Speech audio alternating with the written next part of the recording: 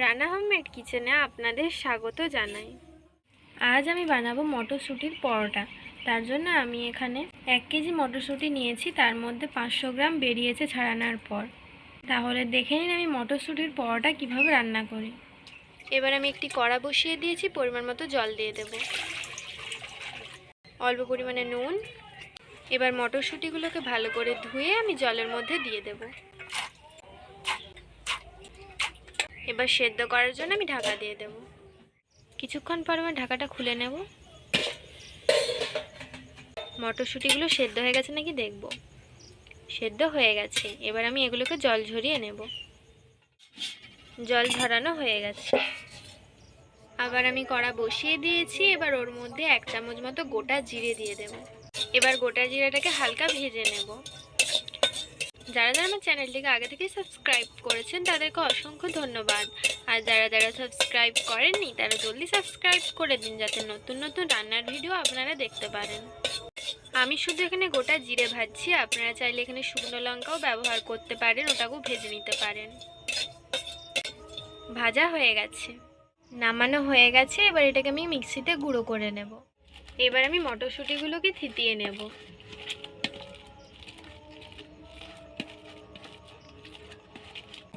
এই মটরশুঁটিটাকে অনেকে কড়াইশুঁটিও বলে থাকে। দেখুন আমি ভালো করে থিতিয়ে নিয়েছি মটরশুঁটিগুলোকে। আবার আমি কড়া বসিয়ে দিয়েছি, পরিমাণ মতো সর্ষের তেল দিয়ে দেব। এবার সর্ষের তেলটাকে আমি কড়ার সাইডে ভালো করে বুলিয়ে নিচ্ছি। ভালো করে বুলিয়ে নেবেন, তারপর তেতে গেলে কড়াটা তারপর ওইটা দেবেন। ভালো করে আমার কড়াটা তেতে গেছে। এবার আমি মটরশুঁটিটাকে যে থিতিয়ে রেখেছিলাম ওটা দিয়ে দেব। এবার ভালো করে ভেজে নেব আমি। আমার এই মটরশুঁটির কচুরি রেসিপিটা যদি আপনাদের ভালো লেগে থাকে তাহলে সাবস্ক্রাইব করুন আমাদের চ্যানেলটি, যাতে পরের ভিডিওর জন্য নোটিফিকেশন আপনারা পান। স্বাদ মতো নুন দিয়ে দেব, আর দিয়ে দেব অল্প পরিমাণে হলুদ গুঁড়ো, আর স্বাদ মতো চিনি দিয়ে আবার ভালো করে নেড়ে নেব।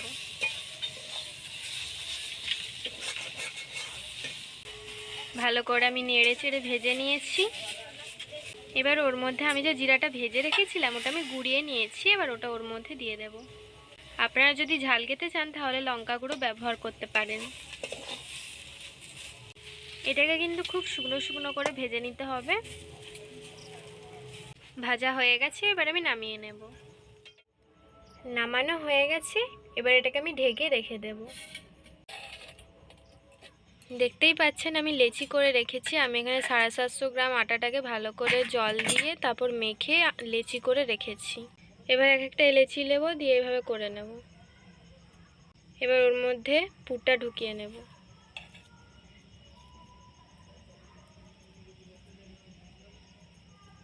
দিয়ে ভালো করে মুড়ে নেব।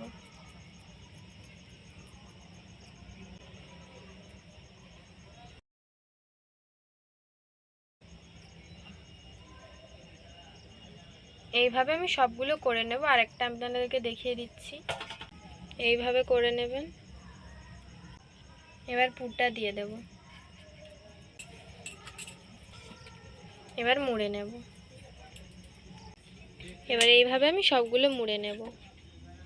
সবগুলো আমার মোড়ানো হয়ে গেছে। এবার এক একটা লেচি নিয়ে আমি ওর উপরে আটা দিয়ে দেব, দিয়ে ভালো করে বেলে নেব। আপনারা চাইলে তেল দিয়েও বেলতে পারেন, কিন্তু আমি এখানে আটা দিয়ে বেলছি। দেখুন এইভাবে বেলে নিতে হবে।